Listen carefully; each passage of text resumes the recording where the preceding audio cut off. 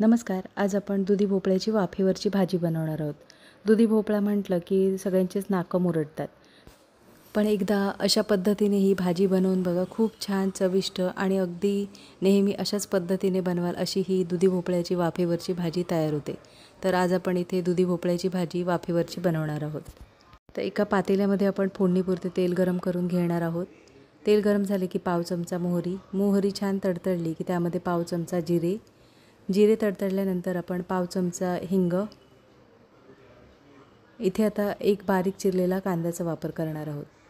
कांदा छान बारीक चिरून घ्यायचा आहे आणि 3 ते 4 हिरव्या मिरच्या ह्या तुम्ही कमी अधिक जास्त करू शकता.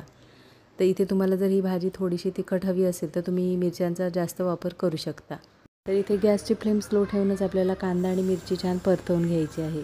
इथे तुम्हाला जर ही भाजी मिरचीवर आवडत नसेल तर तुम्ही इथे मसाल्यांचा वापर करू शकता. तर इथे पाहू शकता कांदा छान आपला परतवून झालेला आहे. तर इथे कांदा छान परतवून झालेला आहे आणि आता आपण जो दुधी भोपळा बारीक चिरून घेतलेला आहे तो स्वच्छ धुवून झाल्यानंतर आपण चाळणीमध्ये पूर्णपणे त्यातील पाणी निथळून घेतलेलं आहे. तर इथे आपण पाण्याचा बिलकुल वापर करणार नाही आहोत. अगदी वाफेवरच आपल्याला ही भाजी छान शिजवून घ्यायची आहे. तर इथे पाव चमचा आपण हळदीचा वापर केलेला आहे. हळद टाकल्यानंतर आता भाजी छान आपण परतवून घेणार आहोत. तर गॅसची फ्लेम स्लो ठेवूनच आपल्याला भाजी छान परतवून घ्यायची आहे. तर ही भाजी आपण वाफेवरच शिजवून घेणार आहोत. इथे पाण्याचा बिलकुल वापर करू नका. तर अगदी स्लो गॅसवरच आपल्याला भाजी छान परतवून घ्यायची आहे. तर इथे आता भाजी आपली छान परतवून झालेली आहे आणि आता भाजीवर झाकण ठेवून गॅसची फ्लेम स्लो ठेवून आपल्याला 5 मिनिटासाठी वाफेवर ही भाजी छान शिजवून घ्यायची आहे. तर आता इथे भाजीवर झाकण ठेवून आपण 5 मिनिटासाठी भाजी छान शिजवून घेणार आहोत. 5 मिनिटामध्ये 2 ते 3 वेळा झाकण काढून भाजी छान परतवून घेणार आहोत. तर ह्या भाजीला पाण्याचा बिलकुल वापर करू नका. फक्त वाफेवरच आपल्याला छान भाजी शिजवून घ्यायची आहे. तर दुधी भोपळा हा घेतानाच कवळा घ्यायचा म्हणजे छान वाफेवर भाजी शिजली जाते आणि शक्यतो भाजी छान बारीक चिरून घ्यायची म्हणजे वाफेवर छान शिजली जाते. तर इथे आता भाजी छान ढवळून झालेली आहे. पुन्हा एकदा झाकण ठेवून स्लो गॅसवर अगदी 2 ते 3 मिनिटासाठी वाफ देणार आहोत आणि वाफेवर छान दुधी भोपळा शिजवून घ्यायचा आहे. तर मध्ये आपण 2 ते 3 वेळा भाजी छान परतवून झालेली आहे आणि आता दुधी भोपळा पूर्णपणे शिजलेला आहे. तर आता एकदा भाजी छान ढवळून घ्यायची आहे.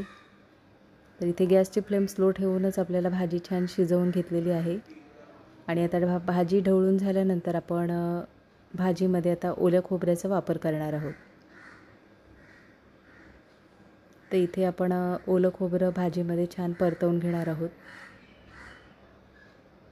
भाजी शिजल्यानंतर आपण ओलं खोबऱ्याचा वापर केलेला आहे. आता भाजीमध्ये आपण खोबरं छान मिक्स करून घेणार आहोत. खूप छान चविष्ट आणि अगदी झटपट तयार होते. नक्की रेसिपी बनवून बघा. तर इथे आता भाजी छान ढवळून झालेली आहे आणि चवीनुसार मीठ. तर एकदा अशा पद्धतीने ही भाजी बनवून बघा. नेहमी अशाच पद्धतीने तुम्ही ही भाजी बनवाल.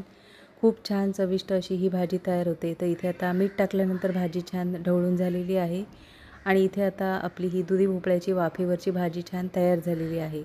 तर इथे आता गॅस बंद करायचा आहे आणि ही भाजी आपण एका डिशमध्ये काढून घेणार आहोत.